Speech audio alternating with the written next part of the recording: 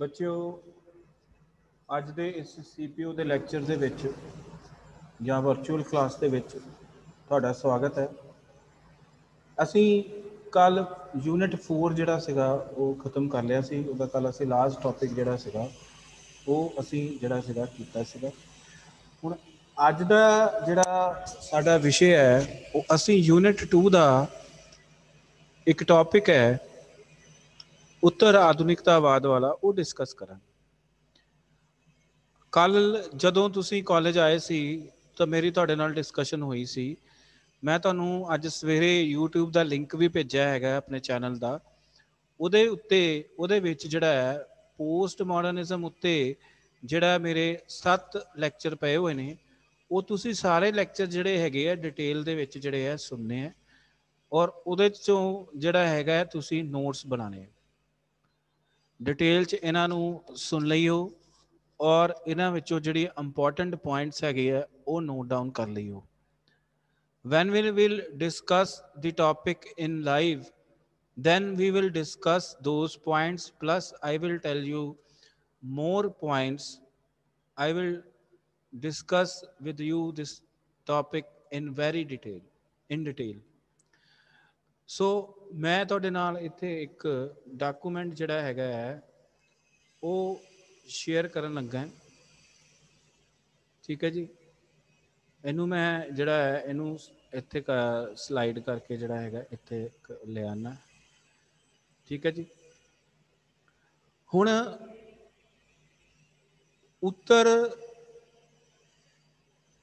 ਆਧੁਨਿਕਤਾਵਾਦ ਨੂੰ ਸਮਝਣ ਤੋਂ ਪਹਿਲਾਂ ਸਾਨੂੰ ਇਤਿਹਾਸ ਵਿੱਚ ਜਾਣਾ ਪਊਗਾ, ਜਾਂ ਸਾਨੂੰ ਇਸ ਦਾ ਇਤਿਹਾਸਿਕ ਪਿਛੋਕੜ ਦੇਖਣਾ ਪਏਗਾ ਕਿ ਪਹਿਲੇ ਆਧੁਨਿਕਤਾ ਦਾ ਜਨਮ ਕਿਸ ਤਰ੍ਹਾਂ ਹੋਇਆ ਤੇ ਆਧੁਨਿਕਤਾ ਤੋਂ ਪਹਿਲਾਂ ਕੀ ਵਿਵਸਥਾ ਸੀ, ਉਹਦੇ ਬਾਰੇ ਵੀ ਸਾਨੂੰ ਪਤਾ ਹੋਣਾ ਚਾਹੀਦਾ ਹੈ ਕਿ ਕਿਹਨਾਂ ਕਾਰਨਾਂ ਕਰਕੇ ਜਿਹੜਾ ਸੀ ਆਧੁਨਿਕਤਾ ਆਈ ਤੇ ਆਧੁਨਿਕਤਾ ਦੇ ਵਿੱਚ ਕੀ ਹੋਇਆ, ਕਿਹੜੀ ਡਿਵੈਲਪਮੈਂਟ ਹੋਈ ਔਰ ਕਿਹਦੇ ਕਰਕੇ ਫਿਰ ਉੱਤਰ ਆਧੁਨਿਕਤਾਵਾਦ ਆਇਆ। ਸੋ ਇਹ ਲੈਕਚਰ ਬਹੁਤ ਧਿਆਨ ਨਾਲ ਜਿਹੜਾ ਹੈ ਸੁਣਿਓ, ਕਿਉਂਕਿ this is a very technical topic. So you have to understand this topic first, then you will have access to the number of questions emerging out of this topic. So मैं अपनी गल मध्यकाल तो शुरू करांगा। हुण मध्यकाल या मिडीवल एज असीं किहनूं कहंदे हैं? मिडीवल एज ਇਹੋ ਜਿਹੀ ਵਿਵਸਥਾ ਸੀ, ਜਾਂ ਮੱਧੇ ਯੁੱਗ ਇਹੋ ਜਿਹੀ ਵਿਵਸਥਾ ਸੀ, ਇਹੋ ਜਿਹੀ ਵਿਵਸਥਾ ਸੀ ਜਿਸ ਦੇ ਅੰਤਰਗਤ ਜਿਹੜਾ ਸੀਗਾ ਜੋ ਕਿਹਾ ਜਾਂਦਾ ਸੀ ਉਹਨੂੰ ਅਸੀਂ ਯੂਨੀਵਰਸਲ ਟਰੁੱਥ ਮੰਨਦੇ ਸੀ। ਅਸੀਂ ਇਹ ਮੰਨਦੇ ਸੀ ਕਿ ਇਹ ਜਿਹੜੀਆਂ ਗੱਲਾਂ ਕਹੀਆਂ ਜਾ ਰਹੀਆਂ ਹੈ ਇਹ ਪਰਮਾਤਮਾ ਦੁਆਰਾ ਕਹੀਆਂ ਜਾ ਰਹੀਆਂ, ਔਰ ਜੋ ਪਰਮਾਤਮਾ ਨੇ ਕਹਿ ਦਿੱਤਾ ਉਹ ਸੱਚ ਹੈ। ਸੋ ਉਹਨੂੰ ਅਸੀਂ ਯੂਨੀਵਰਸਲ ਟਰੁੱਥ ਮੰਨਦੇ ਸੀ। ਸੋ ਅਗਰ ਇਸ ਕਾਲ ਦੀ ਗੱਲ ਕਰੀਏ, ਇਸ 16ਵੀਂ ਸ਼ਤਾਬਦੀ ਤੋਂ ਲੈ ਕੇ 13ਵੀਂ ਸ਼ਤਾਬਦੀ ਤੋਂ ਲੈ ਕੇ 16ਵੀਂ ਸ਼ਤਾਬਦੀ ਦੇ ਜਿਹੜਾ ਪੀਰੀਅਡ ਸੀਗਾ ਉਹਨੂੰ ਅਸੀਂ ਮੱਧੇ ਕਾਲ ਕਹਿੰਦੇ, ਉਹਨੂੰ ਅਸੀਂ ਮੱਧੇ ਵਿਵਸਥਾ ਕਹਿੰਦੇ।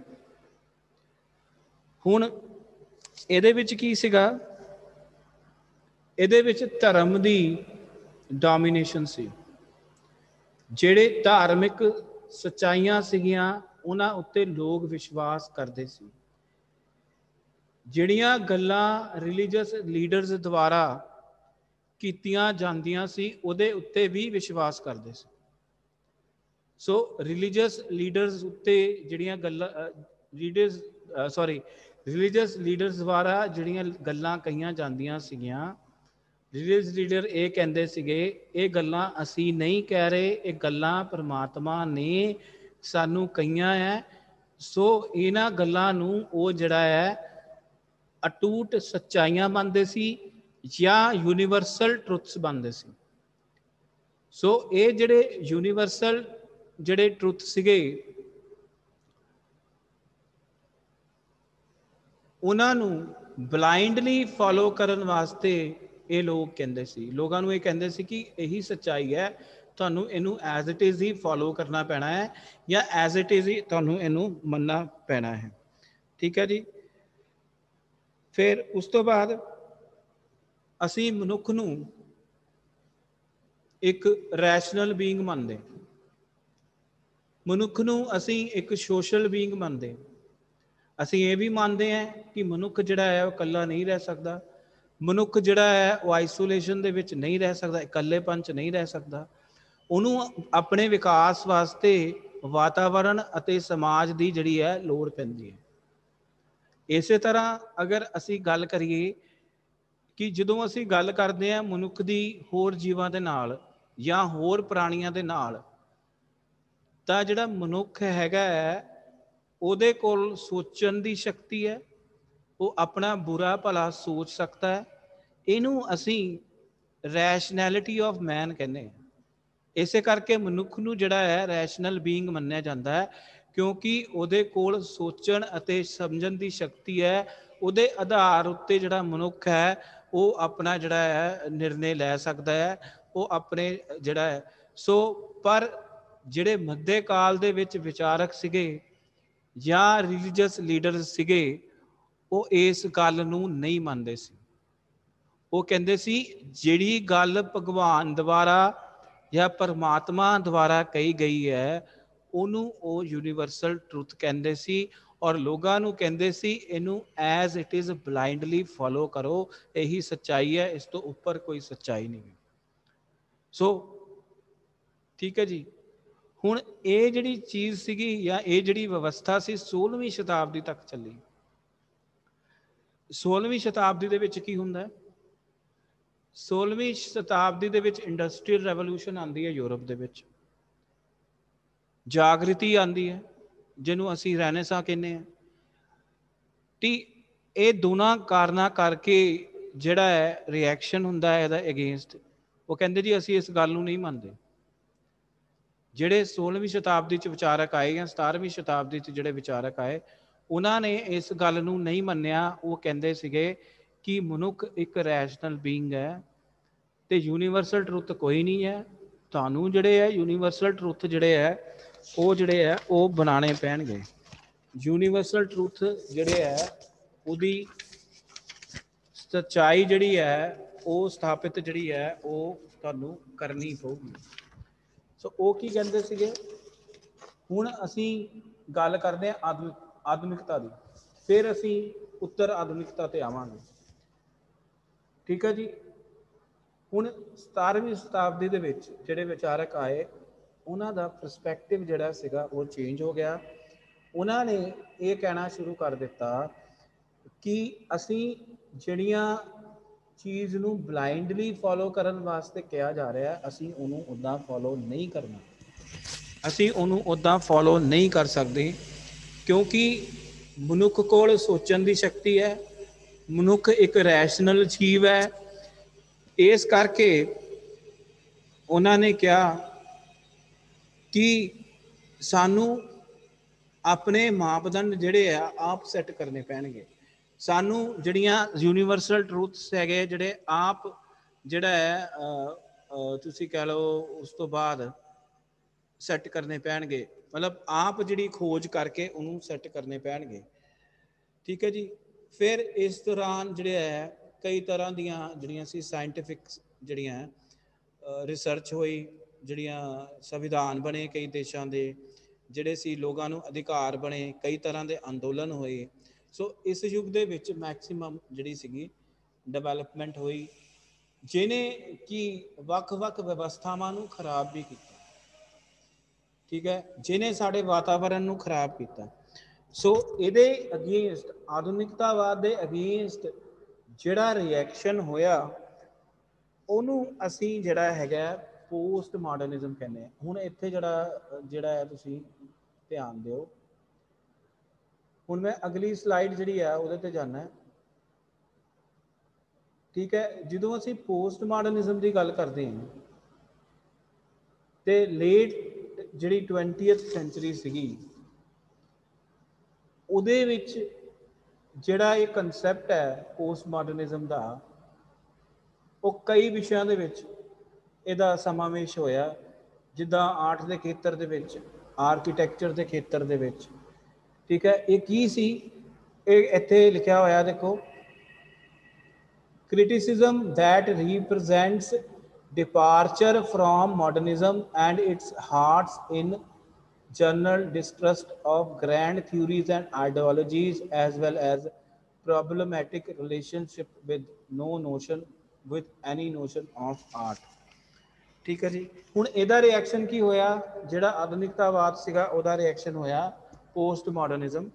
सो पोस्ट मॉडर्निज्म की सीगा, मनुख ने ਜਿਹੜਾ ਸੀਗਾ ਜਿਹੜੀ ਰੈਸ਼ਨੈਲਿਟੀ ਦੀ ਥਿਊਰੀ ਸੀਗੀ ਹਿਊਮਨ ਬੀਇੰਗ ਦੀ, ਉਹਨੂੰ ਰਿਜੈਕਟ ਕਰ ਦਿੱਤਾ। ਔਰ ਜਿਹੜੇ ਆਧੁਨਿਕਤਾ ਕਾਰਨ ਸਾਡੇ ਸਮਾਜ ਦੇ ਵਿੱਚ ਜਾਂ ਸਾਡੇ ਸਮਾਜਿਕ ਪਰਿਪੇਖ 'ਚ ਜਾਂ ਰਾਜਨੀਤਿਕ ਪਰਿਪੇਖ 'ਚ ਜਾਂ ਆਰਟ ਦੇ ਵਿੱਚ ਜਾਂ ਆਰਕੀਟੈਕਚਰ ਦੇ ਵਿੱਚ ਜਾਂ ਹੋਰ ਚੀਜ਼ਾਂ ਦੇ ਵਿੱਚ ਜਿਹੜੀ मतलब कि ਜਿਹੜਾ ਉਹਦਾ ਰਿਐਕਸ਼ਨ ਹੋਇਆ, ਜਿਹੜੇ ਉਹਦੇ ਦੁਸ਼ਪ੍ਰਭਾਵ ਪਏ, ਉਹਦੇ ਅਗੇਂਸਟ ਜਿਹੜੀ ਮੂਵਮੈਂਟ ਆਈ, ਉਹਨੂੰ ਅਸੀਂ ਜਿਹੜਾ ਹੈਗਾ पोस्ट मॉडर्निज्म कहने हैं, या ਉਹਨੂੰ ਅਸੀਂ ਜਿਹੜਾ ਹੈ उत्तर आधुनिकतावाद कहने हैं। सो उन्होंने कहा कि ਜਿਹੜਾ ऑब्जर्वेबल ट्रुथ है या ਜਿਹੜਾ फैक्चुअल ट्रुथ है ਉਹਨੂੰ पूरी तरह ਦੇ ਨਾਲ ਨਾ ਮੰਨੋ। उन्होंने ये भी कहा कि ਜਿਹੜਾ ऑब्जर्वेबल ट्रुथ हैगा और ਜਿਹੜਾ फैक्चुअल ट्रुथ है या ਜਿਹੜੀ सबजैक्टिविटी है या ऑब्जैक्टिविटी है, ਉਹਦਾ ਕੰਬੀਨੇਸ਼ਨ ਜਿਹੜਾ ਹੈ ਮਿਲਾ ਕੇ ਜਿਹੜਾ ਹੈ ਆਪਣੇ ਜਿਹੜਾ ਹੈ ਸਿਧਾਂਤਾਂ ਦੀ ਜਿਹੜੀ ਹੈ ਉਹ ਪਰਖ ਜਿਹੜੀ ਹੈ ਉਹ ਤੁਸੀਂ ਕਰੋ। ਸੋ ਹੁਣ ਜਦੋਂ ਮਾਡਰਨਿਜ਼ਮ ਆਇਆ ਸੀਗਾ ਤੇ ਮਾਡਰਨਿਜ਼ਮ ਦੇ ਵਿੱਚ ਕੀ ਸੀਗਾ, ਮਾਡਰਨਿਜ਼ਮ ਦੇ ਵਿੱਚ ਪਹਿਲੇ ਅਗਰ ਅਸੀਂ ਪਲੈਟੋ ਤੇ ਅਰਿਸਟੋਟਲ ਦੇ ਯੁੱਗ ਦੇ ਵਿੱਚ ਚਲੇ ਜਾਈਏ ਤੇ ਪਲੈਟੋ ਅਤੇ ਅਰਿਸਟੋਟਲ ਦੇ ਯੁੱਗ ਦੇ ਵਿੱਚ ਕੀ ਸੀਗਾ, ਅਸੀਂ ਜਿਹੜੀਆਂ ਉਹਨਾਂ ਦੀਆਂ ਲੇਖਣੀਆਂ ਸੀਗੀਆਂ ਜਾਂ ਜਿਹੜੇ ਉਹਨਾਂ ਦੇ ਵਿਚਾਰ ਸੀਗੇ ਉਹ ਜਿਹੜੇ ਸੀਗੇ ਪਰੰਪਰਾਵਾਦੀ ਸੀਗੇ ਔਰ ਜਿਹੜੇ ਆਈਡਲਿਸਟਿਕ ਸੀਗੇ ਥੋੜੇ ਜਿਹੇ। ठीक है, फिर की होया, 1950 तो बाद असीं ये गल करनी शुरू करती, नहीं जी नहीं, सानू जिहड़ा हैगा फैक्ट्स नू जिहड़ा है यूज़ करना चाहिए है, सानू जिहड़ा ज़्यादा तो ज़्यादा फैक्चुअल जिहड़ी है स्टडी करनी चाहिए है, सानू अपनियां जिहड़ियां सच्चाइयां जिहड़ियां बनानियां चाहिए या सच्चाइयां स्थापित करनियां चाहिए। पर यह जिहड़ा थीसिस सीगा 1960 ते 1970 ते 1980 के दशक के आंदियां ये जिहड़ी सारी व्यवस्था सीगी वो सारी व्यवस्था जिहड़ी सीगी तो मिल होनी शुरू हो गई विद द टाइम। सो वो उन्होंने कहना शुरू करता कि जिहड़ा ऑब्जैक्टिव नॉलेज है, जिहड़ी फैक्चुअल नॉलेज है, उहदी वरतों भी करो, पर उहदे नाल जिहड़ी सबजैक्टिविटी है, ये नहीं है कि तुसी पहले बहुत ज़्यादा जोर वैल्यू बेस्ड स्टडी ते दिंदे सीगे, बाद दे विच जिहड़ा है तुसी बहुत ज़्यादा जोर जिहड़ा है फैक्चुअल स्टडी ते देना शुरू कर दिता। उस तो बाद जिहड़ी अगे इन्हां दोनों का जिहड़ा कंबीनेशन है, तुसी फैक्ट्स भी यूज़ करो, तुसी आइडलिज्म भी यूज़ करो, तुसी रियलिज्म भी यूज़ करो, तुसी जिहड़ियां होर चीज़ां वो भी उन्होंने भी यूज़ करो। सो ये सारियां चीज़ां जिहड़ियां सीगियां इहने जिहड़ा सीगा और इनू ही असीं जिहड़ा हैगा पोस्ट मॉडर्निज्म कहने। सो अज दा लैक्चर मैं इत्थे ही समाप्त करदा हां और मैं तुहानूं कल जदों तुसीं मैनूं मिले सीगे आके तो मैं तुहानूं दस्सिया सीगा कि मैं ऑलरेडी इहदे उत्ते जिहड़ा 7 रिकॉर्डिड लैक्चरस मेरे यूट्यूब चैनल ते पए है, उन्हां नूं सुन लईओ। तो मैं तुहानूं बेसिक इहदा दसना सीगा, वो बेसिक मैं जिहड़ा है तुहानूं पोस्ट मॉडर्निज्म बारे जिहड़ा हैगा समझा दिता है। So thank you for attending this virtual class. तो मैं अज दी अपनी ये वर्चुअल क्लास जिहड़ा है इत्थे ही खत्म करदा। इस तो बाद जिहड़ा हैगा असीं पोलिटिकल मॉडर्नाइजेशन वाला टॉपिक जिहड़ा है वो करांगे और उस तो बाद जिहड़ा अपना सैकेंड यूनिट है वो खत्म हो जाएगा। उस तो बाद अपना थर्ड यूनिट बचिया है, उहदे विच भी जिहड़े इंपॉर्टेंट 2-3 टॉपिक्स करके फिर जिहड़ा अपना सिलेबस है अपने अंजाम तक जिहड़ा है वो पहुंचूगा। Thank you very much.